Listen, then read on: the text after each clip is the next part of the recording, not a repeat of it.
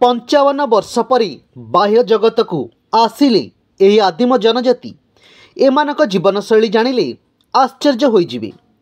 कोरोवाई जनजाति इंडोनेशियार पापुआर घन वर्षा जंगल में बास करती एवं सेमानक पाखकु पहुँचवा बहुत कष्टकर।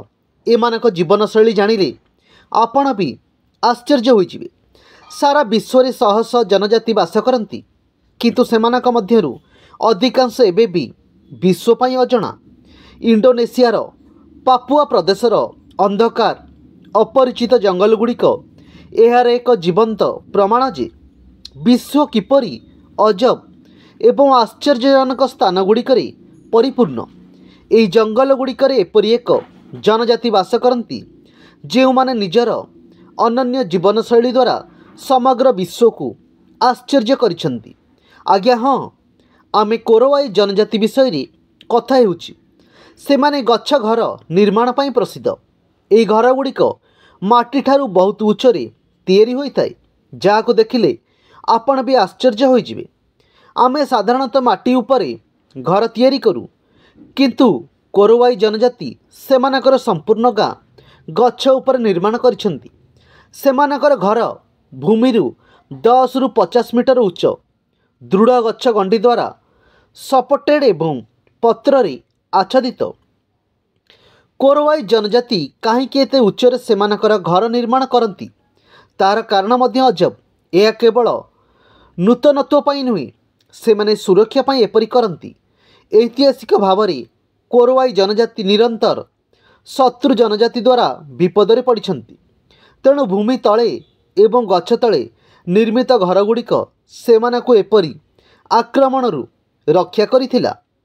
कोरोवाई जनजाति इंडोनेशियार पापुआर घन वर्षा जंगल में बास करती। सेमानक पाखकु पहुँचवा बहुत कष्टकर।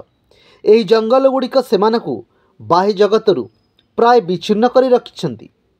1970 दशक पर्यंत विश्व एपरि एक जनजातिर अस्तित्व विषय रे जानि नथिला। आश्चर्यजनक कथा हेउछि सेमाने यह मध्य विश्वास करुथिले जे सेमाने पृथ्वी रे बास करुथिबा एकमात्र मनीष।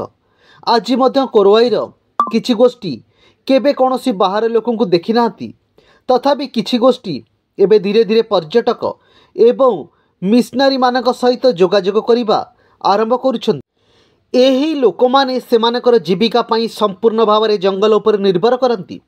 सेमाने माछ शिकार करती एवं जंगलरू साभारिसी भली खाद्य सामग्री संग्रह करती।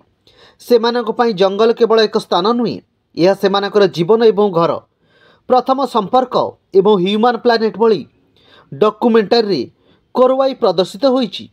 कोरोवाई जनजाति जहाकू कोलुफ मध्य कुहा जाए, सेमाने इंडोनेशियार पापुआर दक्षिण पूर्व अंचल में बास करती। सेमानक जनसंख्या 4000 रु 4400 मध्य बोली आकलन करा जाइछि। 55,000 वर्ष परे सामना को आसिले 55,000 वर्ष परे बाह्य जगत को आसिले यही आदिम जनजाति एमानक जीवनशैली यह थिला।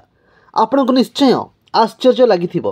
हाँ आज्ञा, 55,000 वर्ष परे सामना को आसिले।